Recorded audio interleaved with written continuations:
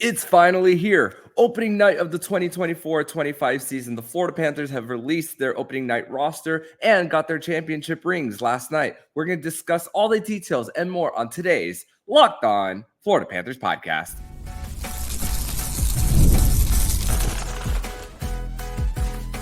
You're Locked On Panthers, your daily podcast on the Florida Panthers. Part of the Locked On Podcast Network, your team every day. And welcome into this Tuesday, October 8th edition of the Locked On Florida Panthers podcast, part of the Locked On Podcast Network, where it's your team every day. Thank you for making the Locked On Florida Panthers podcast your first listen of the day. I'm Armando Velez from the Hockey News. You can follow me on X at Monoman12. Follow the show account on X and Instagram at LO_FLA Panthers. And shout out to the everydayers who come back here and get your daily Florida Panthers fix. Today's episode is brought to you by FanDuel. Place your first $5 bet and you'll get started with $200 in bonus bets guaranteed. Visit FanDuel.com to get started. So Florida Panther fans, grateful to be back here on the show to discuss everything in the world of the Cats, as tonight is opening night from Amerant Bank Arena, and it is going as scheduled based on the direction of Hurricane Milton going towards the northern part of Florida. But South Florida and all the plans of opening night are continuing, and to send our thoughts to everybody in that region of the state that everybody is safe here. Excuse me. But for yesterday's festivities and also for opening night, man, is it finally great to have it here. And yesterday, the Florida Panthers shifted their championship ring ceremony from public to private. It was held at the War Memorial Auditorium, which we were able to attend. And also, for if you haven't had if you're going to be attending events at the auditorium in the future, the renovations they did to the place are amazing. First of all, I want to say that only one concert scheduled there in the future. So great to see how much that place has developed to not only make it a more community feel there in the area, but the Panthers had their ring ceremony, and they also were just, when it came to Vinny Viola and Teresa, talking to everybody when it came to coaching staff, management, equipment, everybody involved, and the hundreds of rings that were distributed yesterday. The great thing about it was just the anticipation and the wait constantly. Doug Plagans was emceeing the event and then following the instructions of the ownership in the Viola family, and just the amount of hard work that the ownership group did to design these rings. But before we get to the actual ring itself, just the fact that everybody was just, with their wives, with their kids, and just this family event on something that they've been working for, because later on in the night, just to get a little bit ahead of myself, the Matthew Tkachuk was talking about how the ring itself, you can't necessarily keep the Stanley Cup, but the ring being the next best thing, paraphrasing his words there for him. But just the fact that it's something that will be with him forever in the event, to go back and look at the Stanley Cup championship for themselves. But for Viola, when it came to the players, one by one, telling them something different about their accomplishments personally. And the great thing about how individualistic his speech was for every single person, saying you're a great human being, you have a great nickname, and for example, Carter Verhaeghe calling him a stone cold killer. And also for Gustav Forsling bringing his son up and saying, what do you want your dad to do next? And obviously Bo doesn't talk yet. And then he puts and then Viola puts the microphone back in his face, saying he says that he wants to win another Stanley Cup championship. In the example of Eetu Luostarinen, he was saying, if Eetu plays in the 2023 Stanley Cup final, we beat the Vegas Golden Knights. And he was saying that very, very confidently too. And also, even though one of the players on the Florida that is no longer a Florida Panther, in Vladimir Tarasenko, the family of Vladimir Tarasenko was there on the night of the ring ceremony in Fort Lauderdale. So that was a cool touch. Even that we know that Vladimir Tarasenko is a resident of Weston, and we know that he wanted to stay with the Florida Panthers so badly. And but he and his family get the next best thing in his family receiving his ring for him, and it's going to be waiting for him when he does eventually come back to the area. And also for a little bit of an awkward moment in the night where he was presenting Tobias Bjornfot's ring, saying, "I wouldn't miss my ring ceremony," and then saying, "Did you wave him, Bill?" And I'm just thinking, scratching my head a little bit, saying, "Uh-oh," in that moment for that. But also just for Viola, and also the a little bit of a moment, him talking face to face to his wife, and also giving the microphone to him as Vinny was the last person to receive his ring, at least being called for it. And then, even though they were talking to each other and in the mic and having the microphone with everyone to hear, and also discussing more about her talking to him saying, "You set this vision for this franchise 10 years ago when you purchased this team, and now getting it done." Paraphrasing the words, not saying exact quotes, but something along the lines of that. And just goes to show that even if we don't see Vinny and Teresa face to face on the daily, the amount of things that we don't see in front of our faces from the work that they put in to grow in the community, that in itself is just commitment. There is also for Vinny himself. Yeah, he's worked on different projects in the past. He was in the military. Most years he has a horse in the race, literally in the Kentucky Derby. But this venture for him in taking on the challenge of a professional sports team, where you're under a bigger microscope, and for all the noise that South Florida has heard for whether they're going to be even here decades after the questions from the time that he purchased it in 2014, to stability and championship and the pursuit of more, South Florida is indebted to Vinny Viola and Teresa for their investment, and also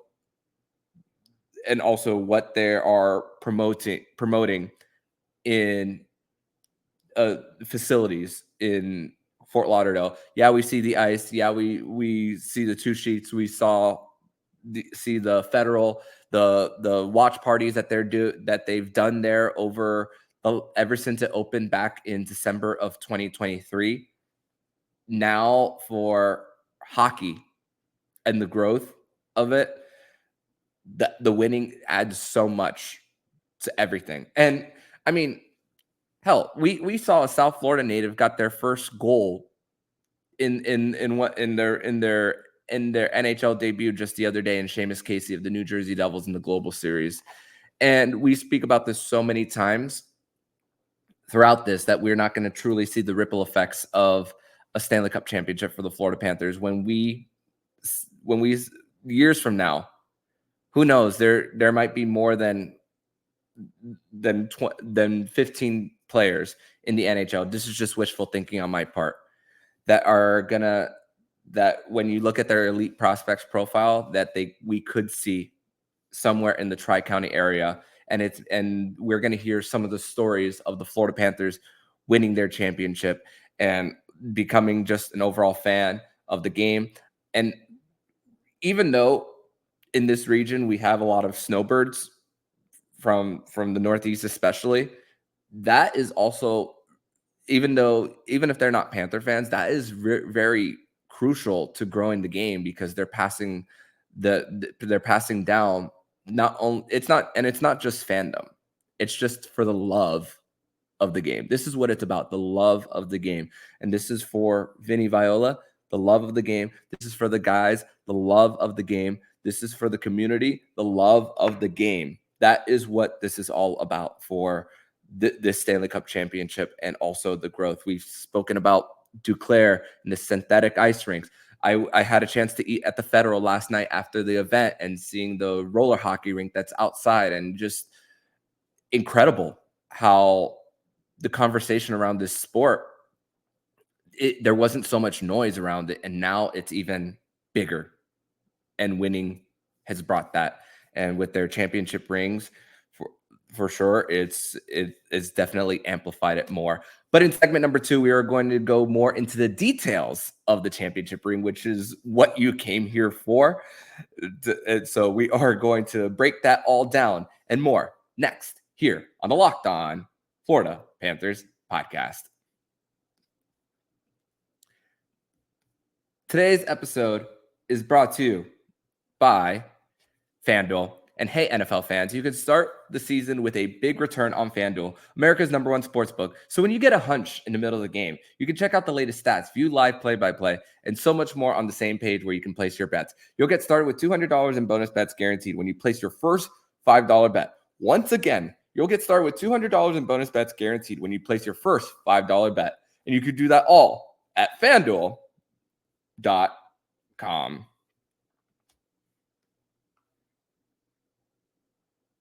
And I'd like to thank you guys once again for making the Locked On Florida Panthers podcast your first listen of the day here on a Tuesday, as it is opening night of the 2024-25 season. But more on the details of the ring for the Florida Panthers championship.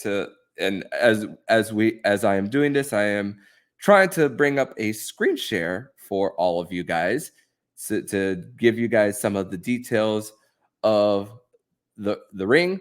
And here it is for you guys, as I'm going to full screen it. So 554 diamonds around the entirety of the ring.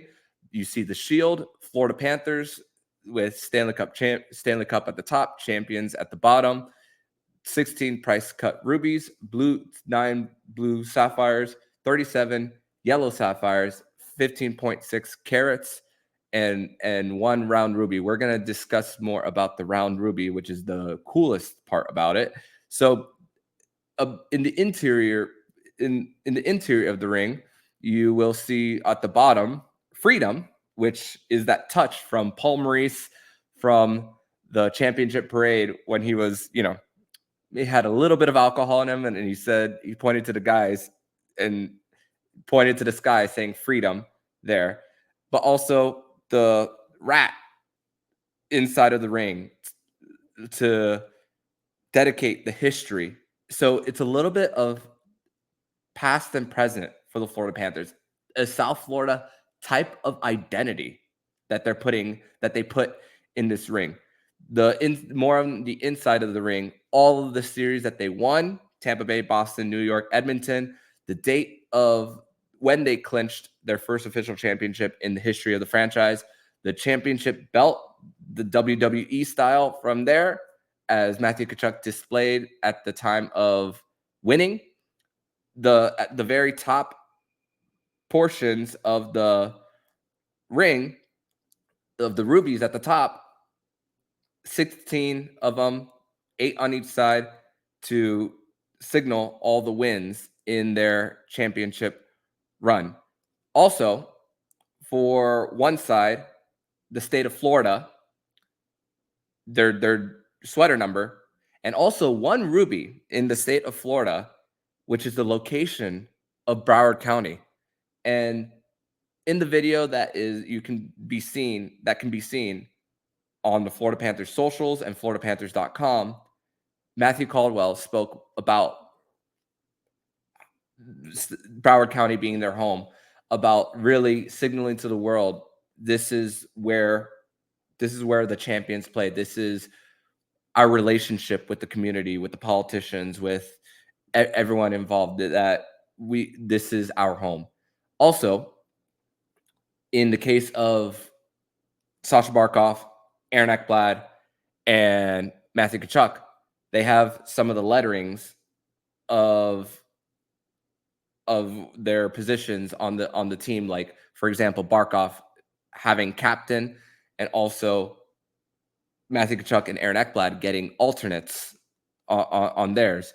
One side of the ring has the Stanley Cup with the two palm trees and the waves of the beach. If you look very closely behind the palm trees, you'll see the waves, the actual waves. So that is another cool touch there for this championship ring. And I'm just amazed constantly about how so well done that Jostens, which is the company, the ring manufacturer that produced this ring for the Florida Panthers, of the job that they did for putting this all together, and just something for the Florida Panthers to enjoy for the rest of their lives. And also Viola and the Violas, they also had in the back during the ring ceremony, we also got something for your significant others too.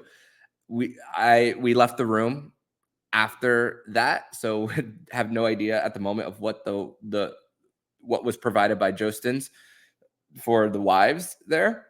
So maybe something that we will find out a little bit later as time goes on. But this is about the players, obviously. But the whole event itself, for them receiving their rings, and also just the motivation of getting another one. As mentioned earlier, Matthew Tkachuk talking about how this is the next best thing to hoisting the Stanley Cup above their shoulders. And also they were asked about how often they're going to wear the ring. I mean, and I don't blame them if they don't want to wear the ring constantly, because if it's not in a secure location, it's a very expensive piece of hardware, of jewelry, excuse me. And also for them, it's wearing it in special occasions. For example, Carter Verhaeghe was one who came to the event and wore his Tampa Bay Lightning championship ring, but also adding on another one and having that with him as a celebration of not just this year, but an entirety of the career. Also, Sean Thornton, former Panther, part of the organization, he got his championship ring, and also had Phil Pritchard posted a picture of his hand with the other championship rings that he got in Boston and in Anaheim for him. So that is just an overall, not only celebration of a full season, but a career for each individual. And here's one thing I hadn't mentioned yet, is that when you open the box, what's in the box? You open it and it's just a video montage of the Stanley Cup run, of just the highlights from beginning to end of the run, which included Sam Reinhart's game-winning goal in Game 7 of the final against Edmonton. And it's just the look on their faces, like mouth wide open, eyes looking like having bug eyes, and just it was like a kid in the candy store for some of those players. And where I was located, it was just above Aaron Ekblad's table. Sasha Barkov was in the middle.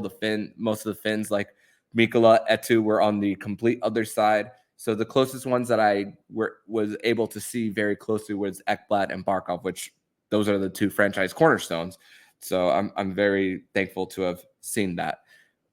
So just the amount of hard work that everyone has done in the organization to bring it all together, and for it to put a nice cherry on top, as Sam Bennett said in his post media availability on Monday night. It will always be a good reminder, and also that whole thing of what Ryan Lomberg said in the tunnel prior to Game 7: you win today and you walk forever. And this is one of the many examples of the Florida Panthers walking together. And the thing I'm really looking forward to most, 5-year anniversaries of the team, 10 years, 15, and so on, for what is going to be brought back to Amerant Bank Arena or wherever they end up in Broward County beyond their lease.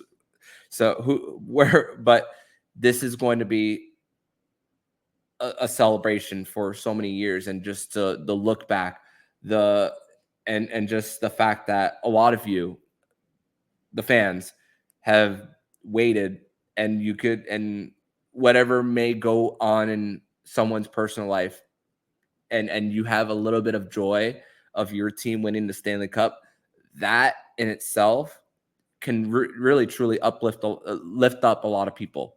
And this is what the rings, the championship, a banner that's going up tonight, it all truly represents. And it's just all of us coming together. And it's a shame that with the hurricane that the fans couldn't put it all together, come and experience it together. But also the reaction to the internet, and just how great and how much thought there was into these rings. It's a truly a success here for what they've put together, and hopefully we see so many more. And if the Panthers end up getting another one, adding even though you don't duplicate the Stanley Cup, an opportunity to have two of them on a ring, if they do decide to go that route, that would be something really truly special, in putting in the Florida Panthers not only being on the map, but then adding on to it, as we discuss constantly about destination franchise. And even if there are down years, the reputation that they have built, even if they do have down years, that maybe because of what they've done in 2024, those down years may not last long. And that is what winning a championship truly does. But that's going to put a wrap on the ring conversation here for here on the Locked On Florida Panthers podcast. We have a game tonight. So the Florida Panthers will be taking the ice tonight against the Boston Bruins from Amerant Bank Arena on opening night. So we are going to discuss that, and the Panthers releasing their opening night roster. We're going to discuss that all next here on the Locked On Florida Panthers podcast. Today's episode is brought to you by Indeed.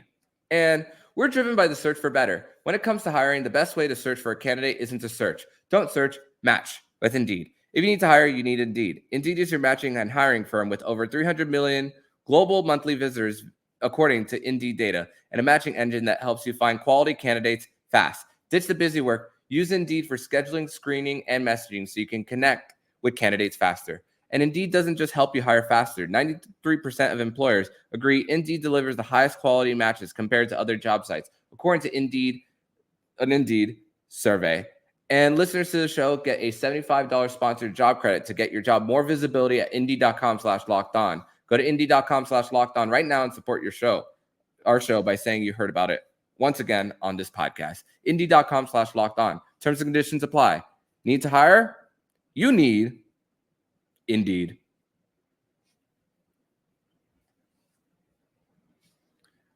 And I'd like to thank you guys once again for making the Locked On Florida Panthers podcast your first listen of the day here on a Tuesday. And we are just less than 12 hours away from the time of this recording from opening night at Amerant Bank Arena, as doors will be opening now at 5 o'clock ahead of 7 p.m. puck drop. Also, the programming tonight, 7 p.m., ESPN with Sean McDonough, Ryan Callahan, and Emily Kaplan. They will be on the call for tonight's game for the Florida Panthers as they take on the Boston Bruins, their biggest rival as of right now. Right now, their biggest rival here. So the Panthers did release their opening night roster for the 2024 25 season, and it goes as followed. On the first line, we have Barkov, Verhaeghe, Sam Reinhart. Second line, Evan Rodriguez, Sam Bennett, and Matthew Tkachuk. Third line, Luostarinen, Lundell, and Mackie Samoskevich. And then we will have fourth line is still up in the air, but Jesper Boquist will be part of it. And also Mackenzie Entwistle has made the roster for the Florida Panthers as well. Jonah Gadjevich is a part of it for the Panthers. And also, we also saw that Patrick Giles has been sent down to AHL Charlotte due to him being waiver exempt. And also AJ Greer has also made the team for the Florida Panthers. So that's the forwards. And with Tomas Nosek on injured reserve. The defense, that was probably the easiest part of the lineup to figure out based on how they were putting their lineup together. Forsling, Ekblad, Mikkola, Adam Boquist, Balinskis, Kulikov, and also Nate Schmidt. The goaltending situation, Sergei Bobrovsky and Chris Driedger. Those are your two goaltenders, with Knight being sent down. Our original opening night roster had Patrick Giles and Spencer Knight in. And I also said, if you were to have Spencer Knight in the mix, then you would only carry 22 players. But also, with Chris Driedger being on the roster, they still have 22 players. And you're probably thinking, how are the Panthers still with 22 players, even with Chris Driedger? Well, here's the answer to that. And also, prior to last week, Mackenzie Entwistle was coming back from his injury. He's missed over a week. And also, we did not know exactly the status of Tomas Nosek, if he was going on regular IR or LTIR. By the way, Justin Sordiv is on opening season IR. Two different things if you were to look at puckbeta.com. So you have season opening IR and you have regular IR, and then you have LTIR. Nobody's on LTIR, which is a great thing for the Panthers because they get to accumulate a little bit of cap space for the deadline to possibly bolster up their lineup. And here's the thing. With Tomas Nosek being on IR, his cap hit is still on the roster. So when he gets activated, you do not need a corresponding move, and you could have 14 forwards on your lineup. So that's how they were able to still get 22 players with Chris Driedger in the mix. If with Nosek being on regular IR, and if Spencer Knight were to be part of the mix, you would only be able to carry 21 for the players. Also, you have 1 year left of Keith Yandel's buyout, and then a $500K bonus from Kyle Okposo's contract for winning the Stanley Cup. So that was something in his contract that is on the Panthers cap this year. And it was never performance related for Spencer Knight. But you don't want to risk losing guys to waivers. And we saw how valuable the third goaltender was. If there's one unsung hero, not just for last season, but for the future of the Florida Panthers, it's Anthony Stolarz, based on the health, not only the performance, but the health of the goaltending department that helps a youngster like Spencer Knight get more reps in the AHL. So he's going to be the number one in Charlotte, more than likely. So he's still getting the seasoning under his belt as he doesn't have to go through waivers. And he'll be back. I mean, yeah, we said that last season, but because of performance and health, hey, even better for the Panthers, for them. And I know there's still that cap hit on the Panthers books for Spencer Knight. And by the way, I had a question DM'd me of why Spencer Knight's cap hit is 3.35, and it's my duty to explain this if you guys have any questions on the podcast. And when a player is set down, whether they are waivers exempt or not, up to $1.15 million of their salary gets off the books for the Panthers, for each NHL team, not just the Panthers, excuse me. So in the example of Spencer Knight making $4.5 million for the Panthers, him being sent down takes 1.15 off the books. So you'll see 3.35 for the Panthers.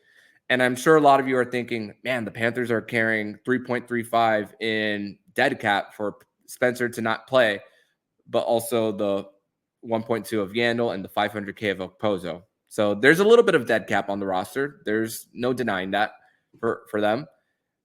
But for them,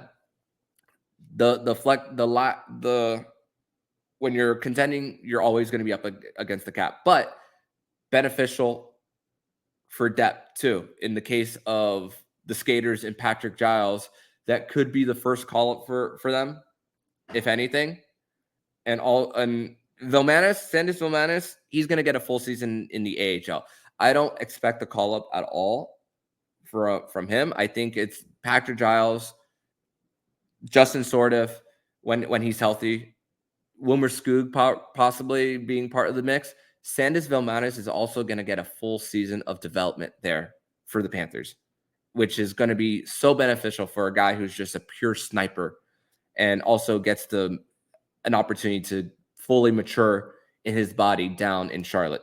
So that's another benefit for someone who is waivers exempt in the case of Vilmanis for him. And flexibility for the Cats. You have the depth is in a place in a better place than I originally thought it was going to be in the offseason, especially when you see how well Giles performed and how quick he was to his feet, and once the puck was dumped in the zone and how much he battled for them and to still fight off other guys. That is likely going to continue on in the AHL and likely going to be something that the Panthers are going to benefit as. Listen, when you win a championship, you're not going to pay fourth line guys. I saw a tweet saying, how are the Panthers going to replace Nick Cousins and Ryan Lomberg? I mean, they were just rotated in and out throughout the playoffs and the final. So I don't think that's a huge deal for them. As I mean, this team brought 8 out of their 9 best point scorers back into the mix this year. So, and the fourth line didn't score a single goal. Didn't score a single goal during the play. Well, Stephen Lawrence did, but everyone else was basically not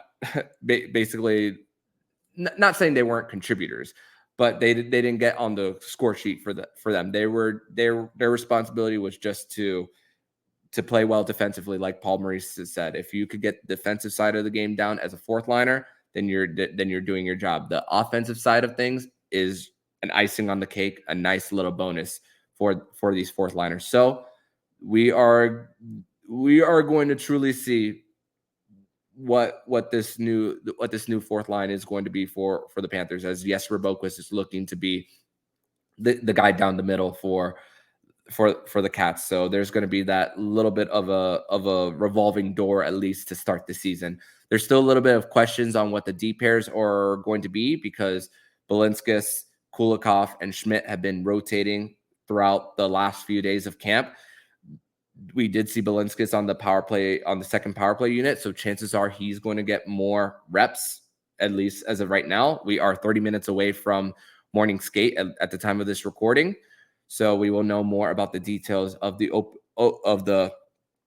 who is going to actually dress of the 20 that they're going to put together for tonight, as it's going to be a big night for the Panthers as they are raising the banner. The Boston Bruins on the other side of things are hungry to take down the team that eliminated them two years in a row, which some news out of Boston. There's a chance that Jeremy Swayman plays, but nothing confirmed, at least from the reports that are coming out of Boston.